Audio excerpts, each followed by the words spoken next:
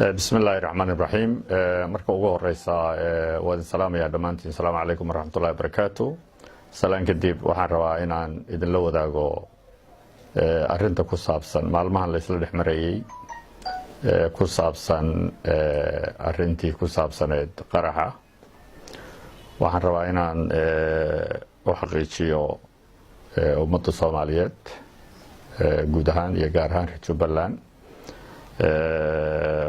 falka isku dayga qaraxaasi ma aha sida ay u sheegeen wasaaradda amniga war-saxaafadeedka xalay ka soo baxay mana ka turjumaya xaqiiqda mana ka hadlin oo kama aysan hadlin falku wuxuu ahaa waxay keliya abaareen eedayn aan sal iyo raad lahayn waxay keliya xoogga saareen inay qariyaan ama daboolaan dhacdadaas waxay isku dayeen inay marin habaabiyaan ujeeddada dhabta ah ee wixii ka dhacay meesha iyagoo ay ku qaadatay muddo dheer inay soo ableeyaan ama soo dhoodhoobaan been ay shacabka u sheegaan waxaan hubaa waan xaqiijinayaa inaanay hay-adaha amniga ama wasaaradda amniga ee warqadda soo saartay ayna wax ay kala socotay jirin dhacdadaas guud ahaan waxaan hubaa inaanay hay-adaha amnigu tegin goobtii wax ka dhaceen mid ka mida iyo shakhsi ka mida midna inuusan tegin waxaan hubaa dhacdadu waxay dhacday subaxii oo arrintu ay fashilantay laakiin hay-adaha amnigu social media ay ka ogaadeen waxa ka socda iyo sida wax u dhaceen waa ka xumahay warka ay soo saareen ee wasaaradda amniga soo saartay la yidhi ee taliyaha booliisku akhriyey kuma eedaynaya isaga laakiin sida wax u dhaceen aad bay uga fogtahay waxaanan hubaa taliyaha iyo inta kale amniga qaabilsan midna dhacdadaas lugna kuma lahayn waxna kama ogeyn mana aanay tegin goobtii wax ka dhaceen ama laga helay qaraxa waxaa qaraxaas aan xogtiisa hayay ama qorshayaashiisa aan hayay xogtiisana aan helay maxaan ku idhaahdaa xilli ku filan inaan ka diyaar garowno isla mar ahaantaana annaga oo xog hayna ayaa haddana information ku yimid shakhsiyaad yar oo kooban ayaa hawshaas abaabulkeeda diyaarinteeda iyo fulinteedaba isu xil saaray oo doonaya inay fuliyaan ilaahay baa ku mahadsan hawshaasi inay fashilantay waxaa wax lala yaaba oo aan rabaa shacabka reer Jubbaland iyo guud ahaan shacabka Soomaaliyeed iyo cid kastoo khusaysa inaan la wadaago Kismaayo markii koowaad oo qarax lagu arkay ma aha laakiin marka qarax la arko dabeeciyan iyo nidaam ahaan procedure-kii la mari jiray oo dhan waa laga booday si loo qariyo dhacdadaas marka bam ama miino wax kasta oo qarxa meel lagu arko nooc doona ha noqdo ciidamada amniga loo yeedhaa meeshay sakuur gareeyaan oo ilaaliyaan agagaarkeedoo dhan oo dadka ka fogeeyaan anteenada la damiyaa maadaama telefoon uu ku xidhan yahay telefonkii in lagu qarxiyo loogu talagalay uu ku xidhan yahay anteenada hormuud ee mobilka ka shaqaysiinaysa la damiyaa kadibna waxaa loo yeedhaa dadkii ku shaqo lahaa in ay kala furaan qaraxaas waxaa wax lala yaaba ah hay-adihii amniga looma yeedhin anteenadii lama daminin sidii loo soo socday ayaa la yimid goobtii shakhsiyaadkii awalba hawsha ka shaqaynayay waxayna xambaarteen miinadii meesha taal baabuur yar oo succeed meel la yidhaahdaa oo laba askari la socoto iyo sarkaalkii ayaa yimid miinadiina gaadhigoodii saartay shacabkan weydiinayaa u daynayaa in ay suuragal tahay miina meel taalla qof intuu yimaado inuu baabuurkiisa saarto haddaanu ahayn qofkii meesha dhigay ee ogaa dhagarteeda iyo qaabkay u qarxayso.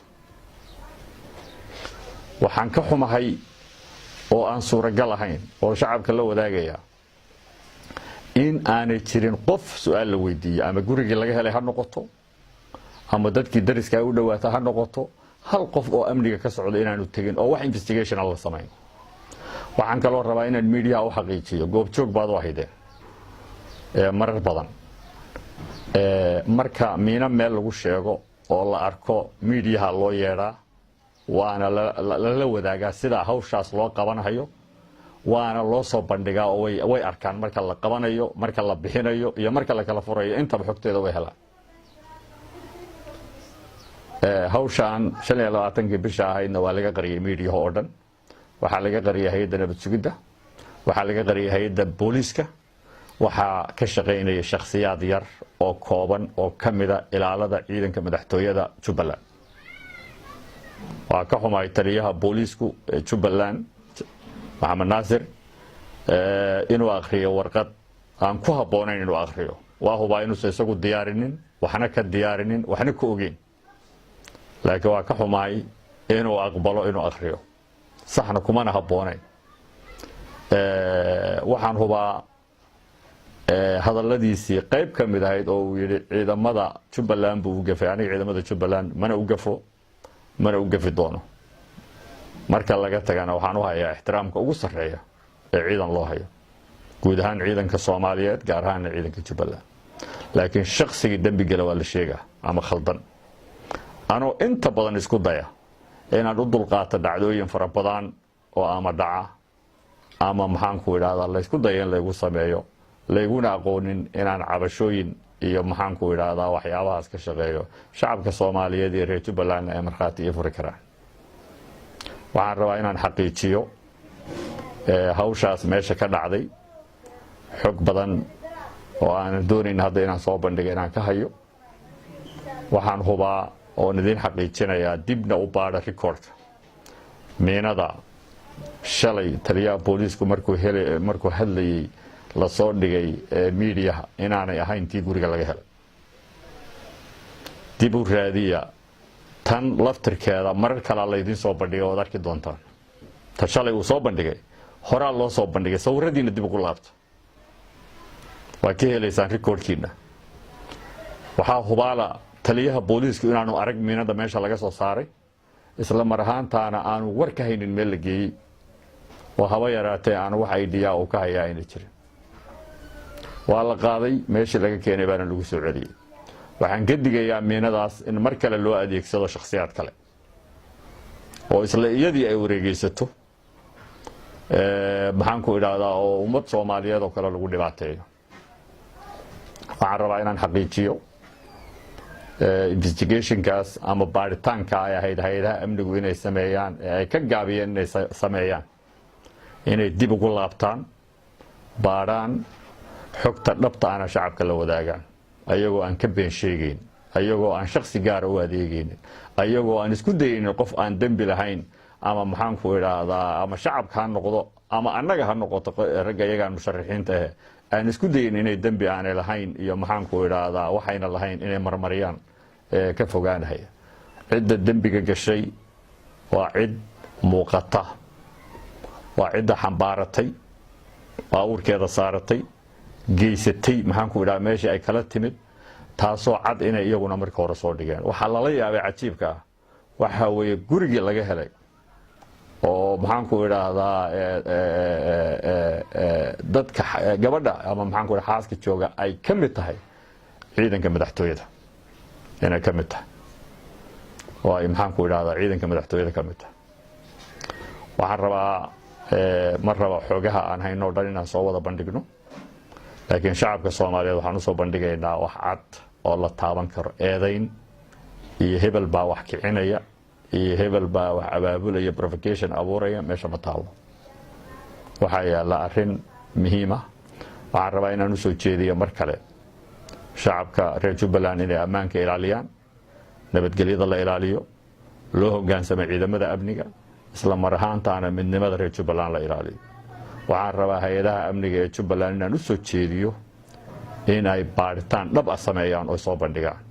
waxaan u soo jeedinayaa oo aan abiil u dirayaa ciidamada amisom ee soomaaliya jooga, gaar ahaan kuwa sektarka labaad ee kismaayo jooga, inay hubiyaan amniga waxyaabaha ka socda ee maxaanku idhaahdaa xaaladaha ee doorashooyinka ku saabsan, maadaama ay biiskiiban yihiin oo ay nabadgelyada u joogaan. waxaan rabaa in aan u soo jeediyo xeer ilaalinta qaranka iyo xeer ilaalinta jubbaland inay baadhitaan dhaba sameeyaan, sababtoo ah waa crime, waa dembi, waa shirqool, waa isku day laga soo abaabulay xaruntii ugu sarraysay ee maxaanku idhaahdaa madaxtooyada jubbaland. waxaana caddaynaya taliyaha ilaalada madaxtooyada jubbaland ninka la yidhaahda yaxbul ayaa bahashaas iyadoon la kala furin, hay-adihii amniga loo yeedhin, maxaanku idhahdaa anteenadii la daminin, baadhitaan la samaynin, ku ritay gaari sagsiid ah oo uu watay isagoo ay la socoto 2 askari oo kaliya. su-aashaan mar labaad shacabka weydiinaya waxay tahay, bamba meel taalla ooda adigu dhigin oodan ogeyn inaad intaad qaadato baawurkaaga saarata ma dhici kartaa? shacabkaan u daynaya jawaabtaas. waxaan mar kale u soo jeedinayaa hay-adaha xeer ilaalinta jubbaland iyo xeer ilaalinta federaalka iyo hay-adaha amnigaba iyo ciidanka amisom inay baadhitaan dhaba sameeyaan. mana noqon doonto wax la yskaga hadho, mana noqon doonto wax intaa ku dhammaada. caddaymo iyo xogo buuxaanan soo bandhigi doonaa haddii alla yidhaahdo. aad baa u mahadsantihiin. waxaan rabaa inaan ku daro isbedel doonka jubbaland meella looga leexan maayo. cid is hortaagi kartaana ma jirto, cid shacabka caburin kartaana ma jirto, cid ka leexin karta dariiqa doorashada oo iyadoo afduubi kartaana ma iman karto. 3 lama keenayo, hal xildhibaan baa la soo qoraya, oday walba soo qoranaya. xildhibaanada markay isu tagaan 75 ah ciddii is-sharaxday kala dooranayaan. qofkii cod dheeriya helaa madaxweyne ka noqonaya meesha. nin albaabka xidhan karaa ma jiro, nin dadka u hanjabi karaa ma jiro, nin bamla meelaha la wareegaysan karaa ma jiro, nin maxaanku idhaha qaylin karo oo maxaanku idhaahdaa waa laygu soo duulayay iyo maxaanku idhaahdaa bastoolad ma wadana markaan airportka ka soo degayn. halkanaan nimid, halkanaan joognaa. waxa la isku dayayo iyo howlaha socda iyo qorshayaasha socda iyo shirarka lagu jiro iyo abaabulada ku jiro oo ay ka qayb qaadanayaan xubno ka tirsan golayaasha federaalka, ay ka qayb qaadanayaan oo senatarka ku jiraan oo xildhibaano ku jiraan iyo mas-uuliyiinta kale ee maxaanku idhaahdaa jubbaland mas-uuliyiinta ka ah. si fiican baa caalamku indhaha ugu hayaa, annaguna indhaha ugu haynaa. dhacdooyinka hadda nagu dhacayana ee shirqoollada iyo isku dayga ahna abaabulkeeda iyo horsocodkeeda iyo qorshaheeda iyo dejinteedana qaybta ugu muhiimsan bay ku leeyihin. waxaana ku jira qaar criminal record hore u lahaa oo la yaqaano oo international criminal record leh baa ku jira. waxaan rabnaa inaanu soo bandhigno, dacwadahaasna furno. mar saddexaad xeer ilaalinta qaranka iyo xeer ilaalinta jubbaland iyo laamaha amniga iyo ciidanka amisom hadday hawshooda qabsan waayaan ayagaa ka gaabiya hawshooda. annagu musharaxiin baan nahay, dhibaato ma wadno, shar ma wadno. shacabkaa soomaaliyeed ee reer jubbaland ayaan doonaynaa inaan ka saarno oo isbeddel u samayno oo ka saarna mushkiladda uu ku jiro. cid naga hor istaagi kartaa ma jirto, cid naga cabsigelin kartaa ma jirto.